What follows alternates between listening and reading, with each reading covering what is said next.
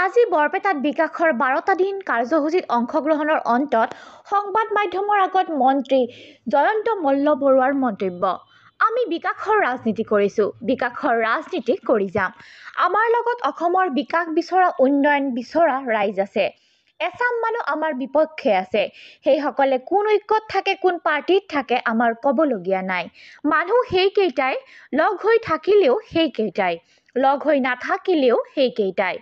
ইপিনে সোনিয়া গান্ধী, ৰাহুল গান্ধী আৰু প্ৰিয়ংকা গান্ধীৰ বাহিৰে কংগ্ৰেছ দলৰ আন নেতাসকলৰ ফেন ক্লাব বন্ধ কৰা সন্দৰ্ভতো মন্তব্য আগবঢ়ায় মন্ত্ৰীগৰাকীয়ে। কংগ্ৰেছ দলত গান্ধী পৰিয়ালৰ একনায়কত্ববাদ আগৰ পৰাই আছে। গান্ধী পৰিয়ালক বাদ দি বাকীসকলৰ কোনো অধিকাৰেই নাই। এয়া কংগ্ৰেছৰ পৰম্পৰাই। আনহাতে প্ৰিয়ংকা গান্ধীয়ে সংসদলৈ আহোঁতে পেলেষ্টাইন লিখা বেগ লৈ অহাৰ প্ৰসংগত মন্ত্ৰীগৰাকীৰ মন্তব্য। আমাৰ সনাতনী সাংস্কৃতিক বিশ্বাস কৰা মানুহৰ যিটো অৱস্থা হৈছে, সেই অৱস্থাৰ পক্ষত কংগ্ৰেছ দলে এষাৰো মাত মতা নাই।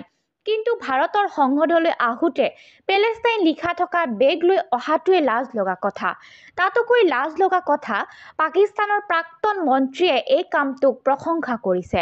বাংলাদেশত লাখ লাখ হিন্দু মানুহৰ বিপদ হৈছে, কিন্তু কংগ্ৰেছে এষাৰো মাত মতা নাই। ইপিনে বিজেপিৰ বৰপেটা জিলা কাৰ্যালয়ত অনুষ্ঠিত বিশেষ দলীয় সভা এখনতো অংশগ্ৰহণ কৰে মন্ত্ৰী জয়ন্ত মল্ল বৰুৱাই। এই সভাতে বৰপেটা ব্লক কংগ্ৰেছৰ সভাপতি ডিজু শৰ্মাই অৰ্ধশতাধিক সতীৰ্থ সহ বিজেপিত যোগদান কৰে। কংগ্ৰেছৰ নেতাকৰ্মীসকলক আদৰণি জনাই মন্ত্ৰী জয়ন্ত মল্ল বৰুৱাই আজিৰ দিনত ৰাষ্ট্ৰবাদী চিন্তা চৰ্চা কৰা কোনো লোকেই কংগ্ৰেছত থকাৰ পৰিৱেশ নাই বুলি মন্তব্য কৰে। টাউন মণ্ডলৰ ব্লক সভাপতি ডিজু শৰ্মাৰ নেতৃত্বত প্ৰায় অৰ্ধশতাধিক যুৱক যুৱতী বা ব্যক্তি আমাৰ ইয়াত যোগদান কৰিছে। আমি তেখেতসকলক আদৰি লৈছোঁ আৰু আমাৰ দললৈকে তেখেতসকলৰ আগমনে আমাৰ দলটোকো শক্তিশালী কৰিব আৰু তেখেতসকলকো ৰাষ্ট্ৰৰ সেৱাত কাম কৰাৰ সৌভাগ্য দিব। গতিকে মই তেখেতসকলক দললৈ স্বাগতম জনাইছোঁ। চাওক, আজিৰ তাৰিখত কোনো ৰাষ্ট্ৰবাদী চিন্তা চৰ্চা কৰা মানুহে কংগ্ৰেছ দলত থাকিব নোৱাৰে, কাৰণ কংগ্ৰেছ দলত থকাৰ পৰিৱেশেই নাই। আজিও যদি আপোনালোকে চায় যে ভাৰতবৰ্ষৰ ওচৰৰে বাংলাদেশ এখন ৰাষ্ট্ৰ, য'ত আমাৰ সনাতনী সংস্কৃতিৰ মানুহে যথেষ্ট কষ্টত আছে, হিন্দু মানুহৰ ওপৰত অত্যাচাৰ কৰা হৈছে, এবাৰো কংগ্ৰেছ দলৰ কোনো নেতাই এষাৰো মাত মতা নাই। তাৰ বিপৰীতে প্ৰিয়ংকা গান্ধী আজি পেলেষ্টাইনৰ বেগ লৈ তেওঁলোকে সংসদ ভৱনত সোমাইছে। গতিকে যি মানুহে সিমানখন ৰাষ্ট্ৰখনৰ প্ৰতি শ্ৰদ্ধা নাই আৰু প্ৰিয়ংকা গান্ধীৰ পেলেষ্টাইনী বেগটোক লৈ পাকিস্তানৰ প্ৰাক্তন মন্ত্ৰীয়ে কমেণ্টছ দিছে, গতিকে বুজা যায় যে কংগ্ৰেছ দল কি পৰ্যায়ত আছে। এই ধৰণৰ দল এটাত কেনেকৈ ৰাষ্ট্ৰবাদী মানুহ থাকিব? সেইকাৰণে কোনো ৰাষ্ট্ৰৰ হিতৈষী মানুহ তাত থাকিব নোৱাৰে। সকলো মানুহ এতিয়া ভাৰতীয় জনতা পাৰ্টীলৈ অহা আৰম্ভ হৈছে।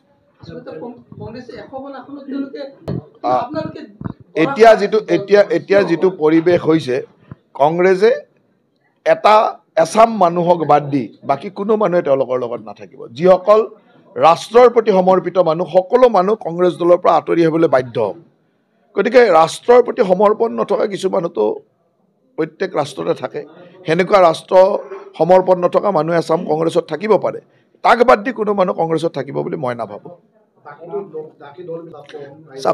অসমত ভাৰতীয় জনতা পাৰ্টীৰ বিপক্ষে এচাম মানুহ আছে যিয়ে ৰাষ্ট্ৰৰ সমৰ্পণক বিশ্বাস নকৰে।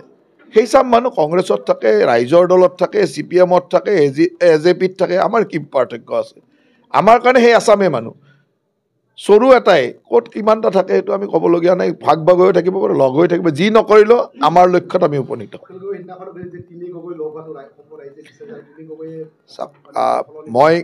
মই কাৰো নাম ধৰি একো কথা ক'বলৈ নাযাওঁ, কিন্তু অসমত এচামেই মানুহ আছে যিনে ৰাষ্ট্ৰৰ প্ৰতি সমৰ্পিত নহয়, তেওঁলোক আমাৰ বিপক্ষে থিয় হয়। সেইচাম মানুহ AJPৰ লগত থাকে, ৰাইজৰ দলৰ লগত থাকে, কংগ্ৰেছৰ লগত থাকে, CPM-ৰ লগত থাকে। আমাৰ ক'বলগীয়া নাই, তেওঁ য'তে থাকে তাতে থাকক, আমাৰ ক'বলগীয়া নাই। য'ত তেওঁলোকে মিটিং কৰিবলৈ যায় দেখা পাইছে, তেওঁলোকৰ পেলেষ্টাইনী বেগক কোনে মানে মান্যতা দিয়ে সেইটোও দেখা পাইছে। গতিকে তেওঁলোক যে ৰাষ্ট্ৰৰ প্ৰতি সমৰ্পিত নহয় সেইটো ওলাই পৰে। জাতীয়তাবাদৰ কথা যদি ক'ব লাগে, সেয়া ভাৰতীয় জনতা পাৰ্টীয়ে ক'ব লাগে। প্ৰকৃত জাতিটোৰ যদি উদ্ধাৰৰ কাম কৰিছে সেয়া ভাৰতীয় জনতা পাৰ্টীয়ে কৰিছে, হিমন্ত বিশ্ব শৰ্মা ডাঙৰীয়াই কৰিছে। নিৰ্বাচন আমি আশা ৰাখিছোঁ যে জানুৱাৰী শেষৰ ফালে বা ফেব্ৰুৱাৰীৰ প্ৰথম সপ্তাহত হ'ব বুলি আশা ৰাখিছোঁ। যিয়ে নহওক, যেতিয়াই নহওক কিয়, আমি এইবাৰ বিপুল ভোটত বিজয়ী হ'ম আৰু চাৰিওফালে বিজয়ী হ'ম। অসমৰ চুকে কোণে চাৰিওফালে আমাৰ বিজয় হ'ব। তাৰ কাৰণে আমি প্ৰস্তুতি চলাই আছোঁ, আমাৰ দলৰ কাম চলি আছে। এইবাৰ পঞ্চায়তৰ যিখন আইন সেইটো সংশোধনী হৈছে, গতিকে গাঁও পঞ্চায়ত কোনো দলীয় প্ৰতীক নাথাকিব, আঞ্চলিক পঞ্চায়ত আৰু জিলা পৰিষদত প্ৰতীক থাকিব। গতিকে গাঁও পঞ্চায়তত কোনো দলীয় প্ৰতীক নাথাকে।